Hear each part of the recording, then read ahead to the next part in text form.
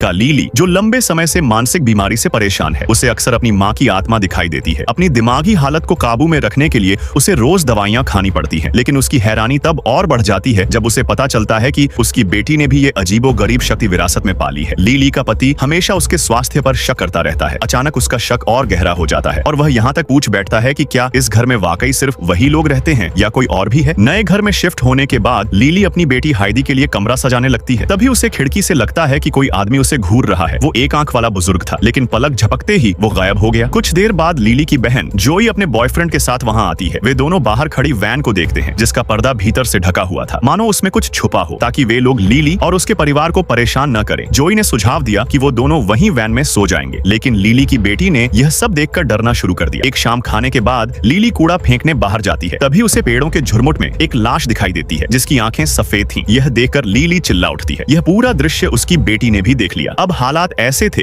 कि लीली अक्सर अपनी माँ की आवाज सुनने लगी थी, लेकिन उसके पति के आते ही सब सामान्य लगने लगता। लीली पति को चिंता में नहीं डालना चाहती थी, इसलिए वह दिखाती रही कि सब कुछ ठीक है। कुछ दिनों बाद छोटी बच्ची खेलते खेलते साइकिल पर निकलती है, लेकिन जंगल के पास पहुंचते ही उसके पीछे काली परछाई दिखने लगती है। जब उसने मुड़कर देखा तो वही सूट पहना हुआ बूढ़ा आदमी खड़ा था। अचानक लीली को एहसास हुआ कि उसकी बेटी गायब हो गई है। उन्हें केवल गिरी हुई साइकिल सड़क पर मिली। तभी जंगल से हाइडी वापस लौट आई। इसके बाद कुछ लोग वहाँ पहुंचे और बताया कि पेड़ के नीचे सचमुच एक कब्र है। हालांकि वह बहुत पुरानी थी और अब केवल लोहे की जंजीरें ही बची थीं। आंटी आंधी ने पेड़ को देखते देखते अचानक गलती से उस कब्र पर पैर रख दिया। लीली ने अपनी बेटी से पूछा कि क्या उसने उस बूढ़े आदमी से बात की थी। बेटी गांव दीली जब रसोई में काम कर रही थी, तभी उसने देखा कि मुख्य दरवाजा अपने आप खुल गया। उसने सोचा कि यह हवा के कारण हुआ होगा, लेकिन उसी पल उसने भी महसूस किया कि जैसे कोई अजीब सी मौजूदगी वहाँ है। तभी लीली ने उससे सीधा सवाल किया कि क्या वह उस आदमी से बातें कर रही है। जब उसने बेटी का गुलाबी रंग का बक्सा देखा तो धीरे धीरे उसे भरोसा होने लगा कि बच्ची जो कह रही थी वह सच है। पिछले कुछ दिनों की घटनाएं दिमाग में गूंज ही रही थीं कि अचानक उसके सामने एक भूत प्रकट हुआ, जिसके सिर पर बोरी पड़ी थी। उस दृश्य से डरकर लीली ने तुरंत अपनी बेटी को चेताया कि वह किसी को पैसे वाले बक्से की बात न बताए, वरना वह सच में मान लेगी कि मिस्टर गांधी असल में मौजूद है।